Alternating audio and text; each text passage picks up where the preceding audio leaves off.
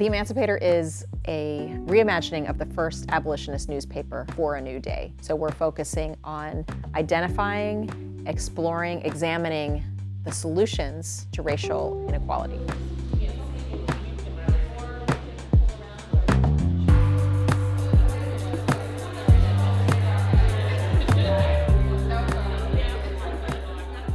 So I always tell people that for me, solutions journalism is the missing piece of the inclusion puzzle. When we're looking at covering health stories from an equity lens, it makes me think about just what else is out there. And so often the health stories that we're seeing, that we're reporting on, that we're covering, they're focusing on a data point. Maybe they get to humanize the data just a bit, but a lot gets lost. We knew that we wanted to look at breastfeeding, and we knew that the general picture of Black maternal care was dire.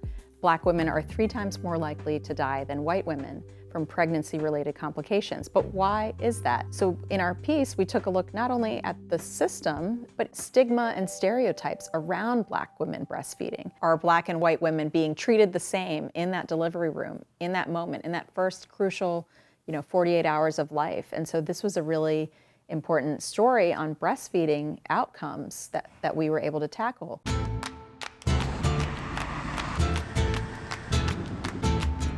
Yo, what's up? It's your favorite neighborhood historian, Dilla, on behalf of the Emancipator, here to explore the health equity solutions in the Chicago Latino community. We really wanted these health equity tours to expand what we think about when we think about health, and so we wanted to reinvent just the neighborhood walking tour. One in Chicago's Little Village community, a large Latino community, and then the historic Haiti community in Durham, North Carolina, which is a historic Black community.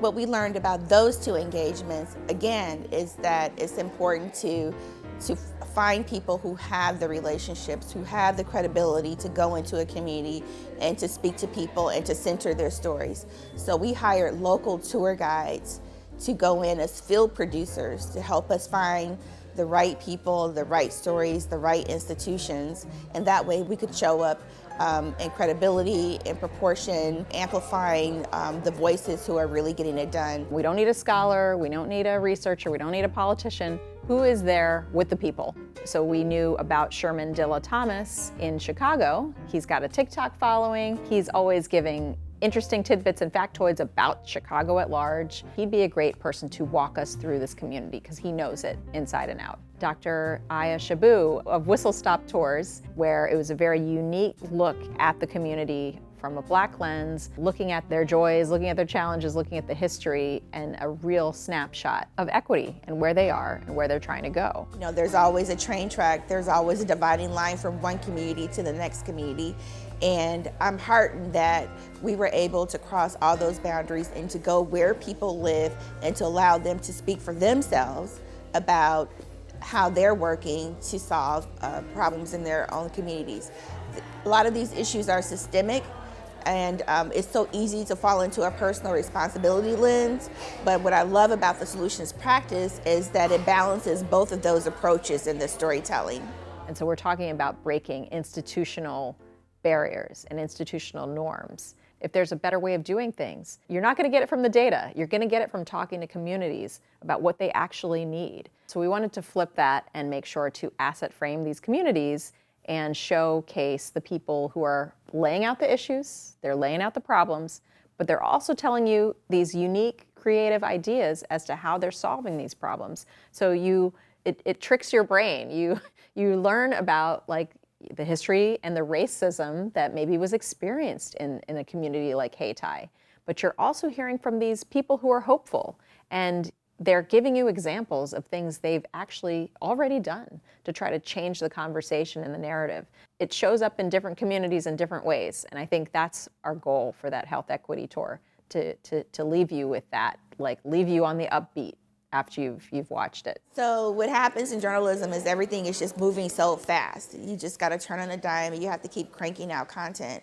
But we actually took time to just set up calls, to talk to people. And I think that as part of my practice as a journalist is that I should always make room for listening without having to feel like you have to produce something or turn that into something. We set out to explore health equity through the lens of family, community, and institutional responses. We looked at this series as looking at the whiteness of health and how these systems are really, since the beginning of time, set up for white people.